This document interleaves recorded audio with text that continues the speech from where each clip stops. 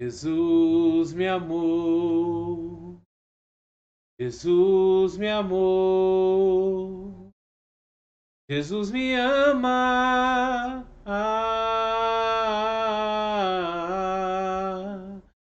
Jesus me amou, Jesus me amou, Jesus me ama.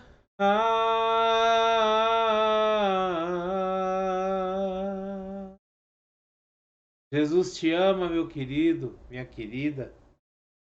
Jesus te ama. Jesus olha para você em todo o tempo e te ama. E ele enxerga em você as suas fraquezas. Ele enxerga em você as suas imperfeições. E mesmo assim, ele te ama.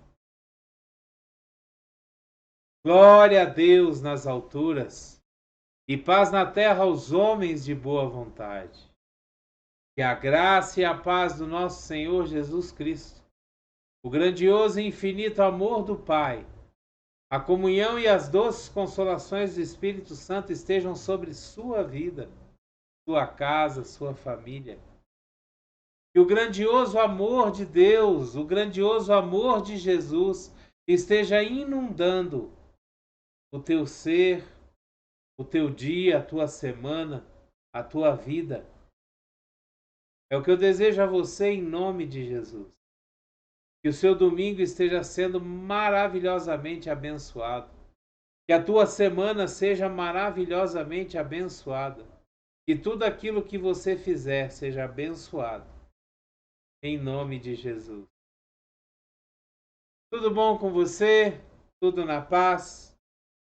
Graças a Deus. Hoje eu quero ler com você um trecho da palavra de Deus que está no livro de Marcos, capítulo 10, versículos 17 até 22. Vamos ler a palavra? A palavra de Deus diz assim: Quando Jesus já ia saindo, um homem correu em sua direção, se pôs de joelhos diante dele e lhe perguntou: Bom mestre, que farei para herdar a vida eterna? Respondeu-lhe Jesus: Por que você me chama bom? Ninguém é bom, a não ser um, que é Deus. Você conhece os mandamentos? Não matarás, não adulterarás, não furtarás, não darás falso testemunho, não enganarás ninguém, honra teu pai e tua mãe? E ele declarou: Mestre, a tudo isso tenho obedecido, desde a minha adolescência. Jesus olhou para ele e o amou. E falou para ele assim: Falta uma coisa para você. Disse Jesus: Vá, venda tudo o que você possui e dê o dinheiro aos pobres, e você terá um tesouro no céu. Depois, venha e siga-me. Diante disso, o jovem ficou abatido e afastou-se triste, porque tinha muitas riquezas. Esse texto geralmente ele é usado para falar sobre a importância que nós damos a outras coisas. E nós colocamos muitas vezes sendo mais importantes que Jesus, sendo mais importantes que Deus, principalmente quando se fala de dinheiro, quando se fala de riqueza. Mas hoje eu quero destacar nesse texto o que está escrito no versículo 21. E eu quero repetir esse versículo para você. Jesus olhou para ele e o amou.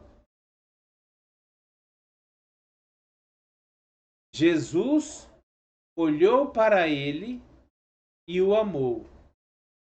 E eu quero agora pegar essa frase e quero que você repita ela comigo colocando o teu nome.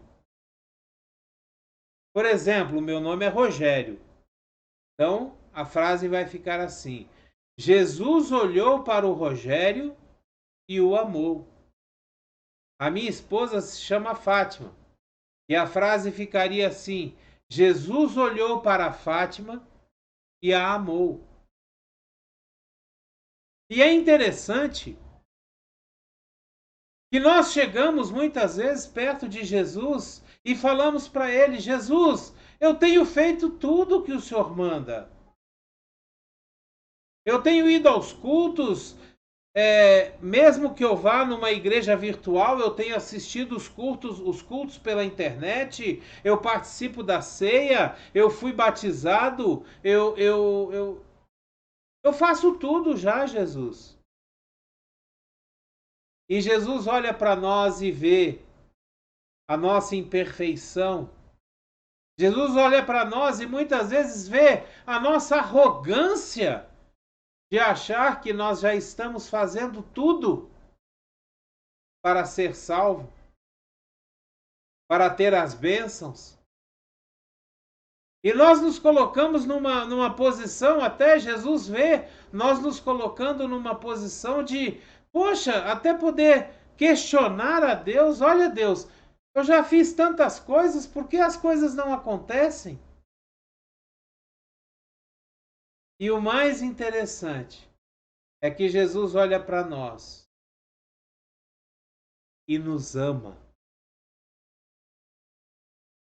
Ele olha para nós com todas as nossas fraquezas, todas as nossas imperfeições, todas as nossas arrogâncias e nos ama.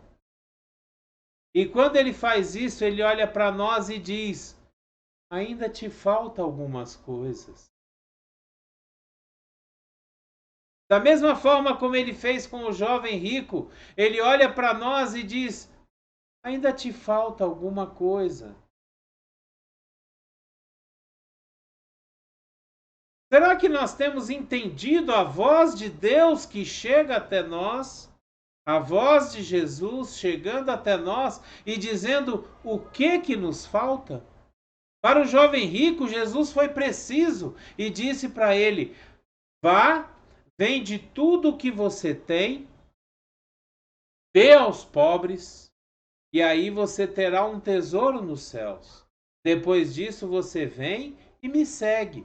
Por que Jesus falou isso? Porque Jesus, quando olhou para aquele jovem e o amou, através do amor de Jesus, ele enxerga qual é o problema daquele jovem. O problema daquele jovem é que ele não amava tanto as pessoas como ele amava a si próprio. Então ele não cumpria todos os mandamentos. Ele colocava o dinheiro acima da importância de Deus. E talvez ele confiasse mais nas suas finanças do que no próprio Deus. E Jesus o ama. E diz a ele: ainda te falta uma coisa.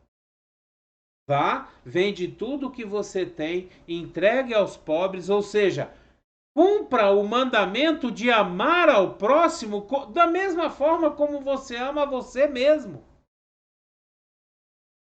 E depois venha e me siga. O que será que você não está fazendo? O que será que falta para você fazer? O que será que falta para eu fazer? Para que nós possamos viver e alcançar as bênçãos de Deus.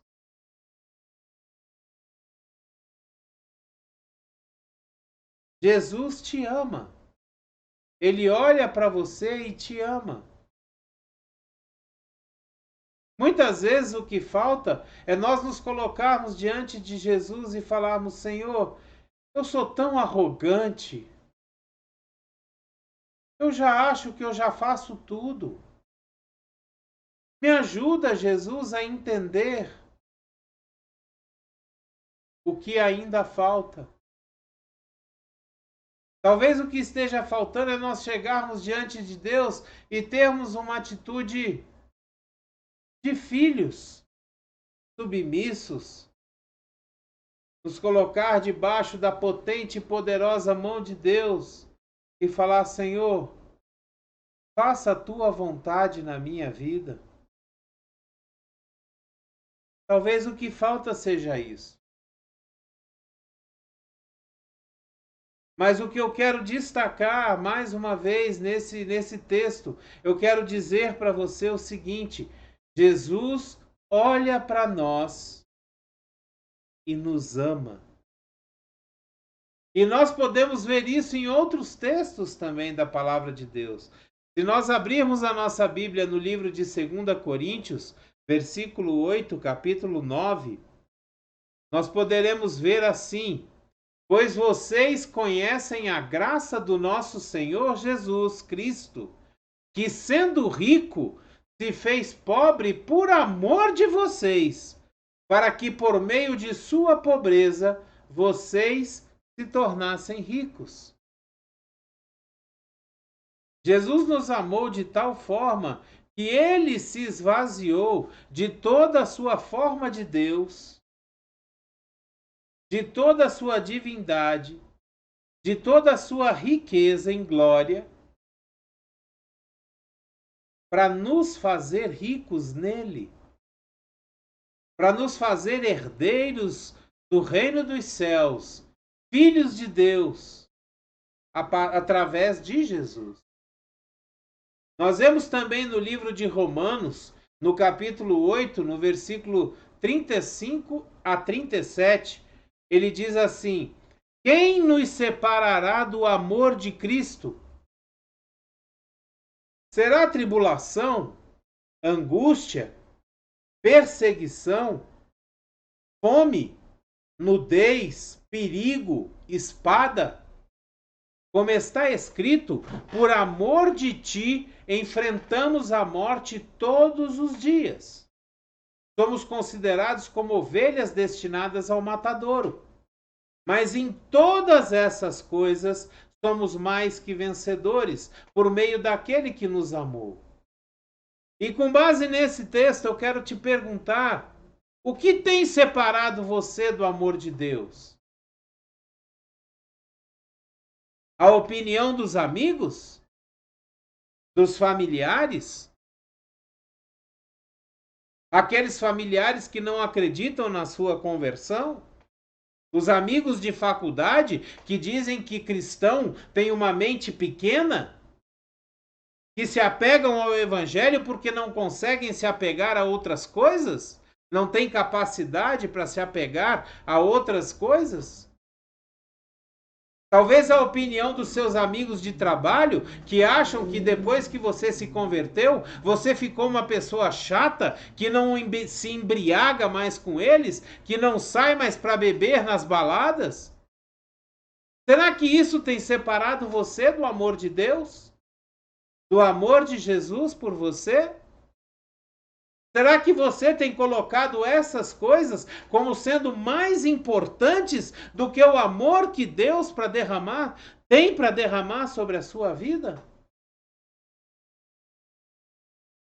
O que tem separado você do amor de Deus? A falta de fé?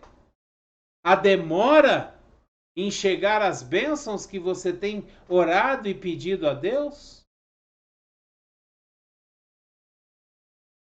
Mas esse texto diz, como está escrito, por amor de ti, enfrentamos a morte todos os dias. Todos os dias nós enfrentamos julgamentos, nós enfrentamos piadas, nós enfrentamos a oposição e a opinião contrária dos outros. Todos os dias. Mas em todas essas coisas, versículo 37, somos mais que vencedores por meio de Jesus que nos amou. Ele olha para nós e nos ama. Eu quero ler mais um texto que está no livro de Apocalipse, no capítulo 1, versículos 5 e 6, aonde diz assim: e de Jesus Cristo, que é a testemunha fiel, o primogênito entre os mortos e o soberano dos reis da terra. Ele nos ama e nos libertou dos nossos pecados por meio do seu sangue. Você lembra? Aquele sangue derramado na cruz do Calvário por você, por mim, pelos teus pecados, pelos meus pecados. A ressurreição dele no terceiro dia, vencendo a morte e trazendo vida eterna para nós. Versículo 6: e nos constituiu reino e sacerdotes para servir a seu Deus e Pai. A ele sejam glória, poder para todos sempre. Amém. Nada pode nos separar do amor de Deus. Nada pode nos separar do amor de Jesus. A única coisa que pode nos separar do amor de Jesus e de Deus por nós somos nós mesmos. São nossas escolhas. Quando nós escolhemos virar as costas para Jesus, como fez o jovem rico, que precisava vender tudo o que ele tem e dar aos pobres, e mostrar que Deus é mais importante, que Deus está em primeiro lugar, que a confiança dele estava em Deus. Mas ele decidiu virar as costas para Deus, seguir a sua vida. Abraão, o patriarca de toda a humanidade, o pai da fé, ele recebe uma promessa de Deus e Deus fala para ele: Abraão, em sua descendência serão benditas todas as famílias da terra. Mas Abraão não tinha filhos. E Deus promete dar um filho a Abraão. E dá. Abraão, aos 100 anos, tem um filho. Sara, aos 90 anos, tem Isaac. E logo depois que Isaac nasce, um tempo depois, Deus vira para Abraão e fala: leve Isaac ao Monte Moriá e lá você sacrificará o teu filho para mim.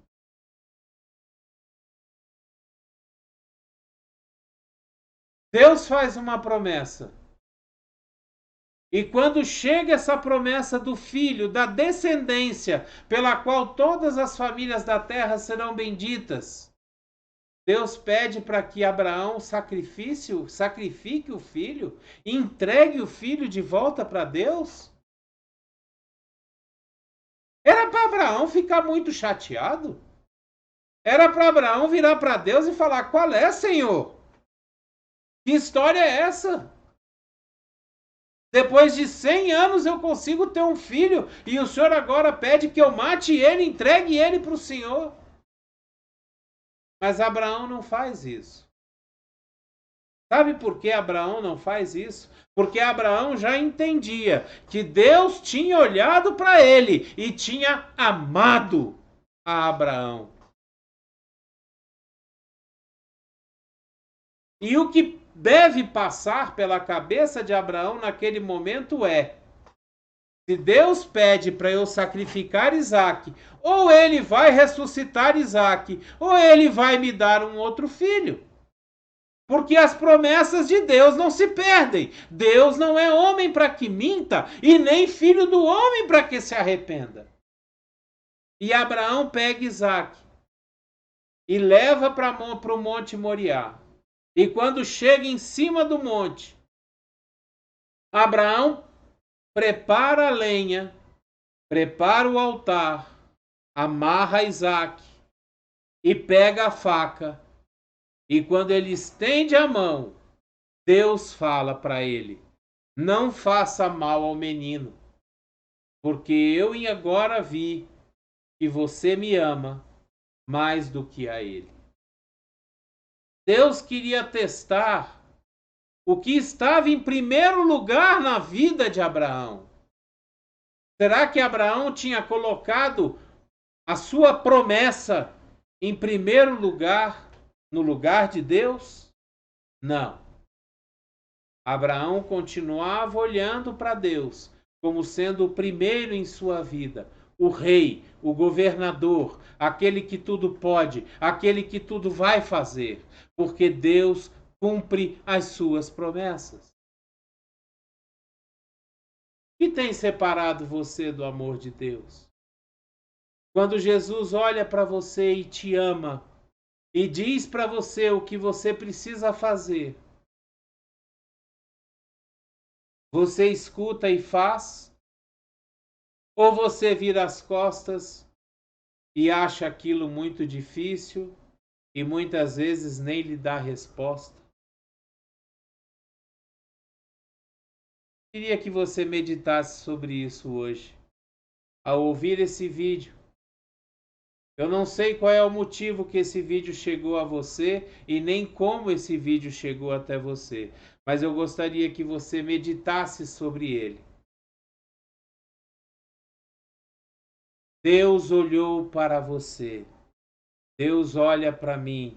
Deus olha para você e nos ama. Amém?